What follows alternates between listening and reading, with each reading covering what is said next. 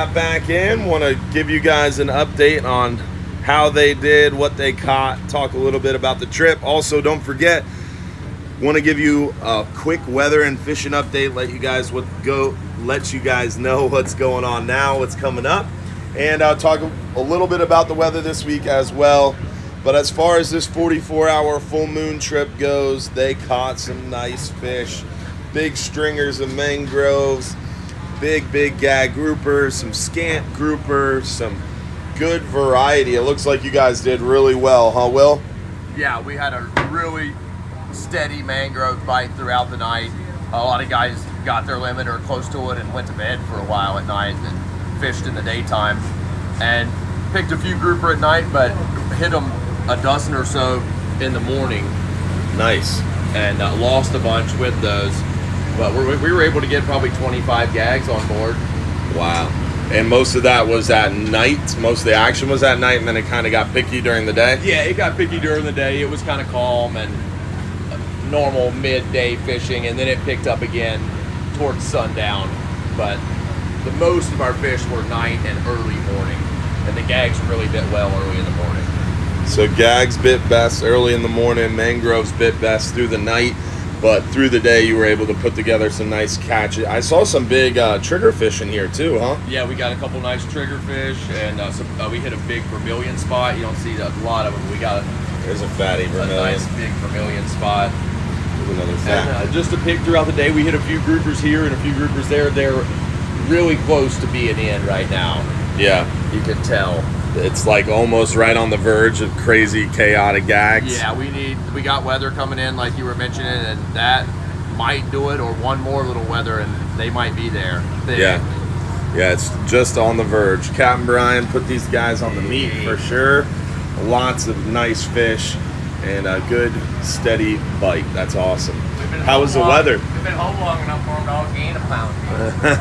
They were waiting for you, huh? That's right. How was the weather? A little chunky at night, got real nice during the day, and a beautiful ride home. Nice. What about this wahoo? What was this thing caught on? North flakes, purple and pink. The purple and pink nomad. Purple and pink nomad. North's got that sucker. The lip plug. The DTX. Nice. And we got it in 100 feet of water. 100 feet of water. Shallow wahoo trolling. Yeah. That's awesome. Nice pile. I'm glad to be back good fishing. Yeah, back at it after a little bit of a hiatus. It didn't matter. They got back after it. And we've got that live stream show tonight. If you guys want to catch the live stream show, we'll talk more about how to catch these fish and give you guys some tips and tricks on how to capitalize. There's the man himself in the black shirt right here, DeNorris, who caught that big wahoo on that Nomad DTX purple and pink trolling lure. Pretty awesome. Definitely another great catch. Captain Brian didn't lose a step. Took a little bit of time off for dry dock, but got right back after it. And exciting to see a nice big pile of fish again. We're gonna get back after it today. We've got another 39-hour trip leaving.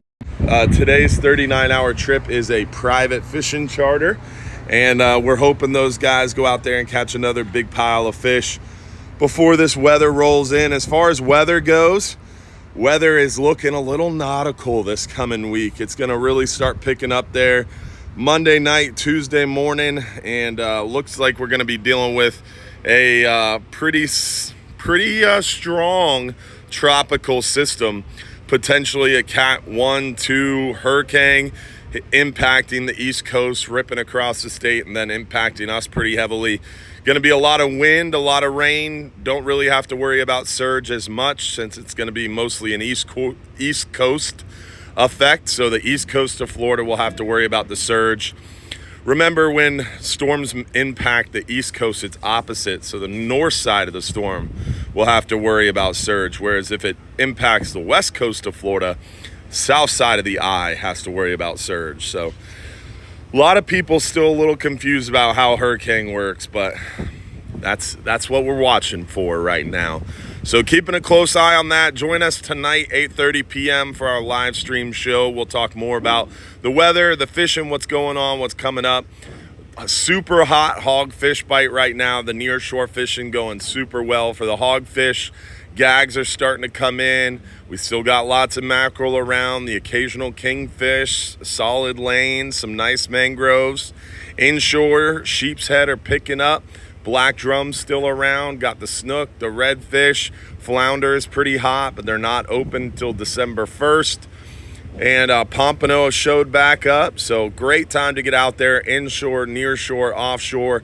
Capitalize on the little good weather window we have here. Get out there on the water today, tomorrow, and make sure to get out and go fishing before the weather goes bad. Those fish will get excited before that weather goes bad, and they should bite really well for us. So come out and see us. Don't forget, if you're too busy to go fishing, you're just too darn busy.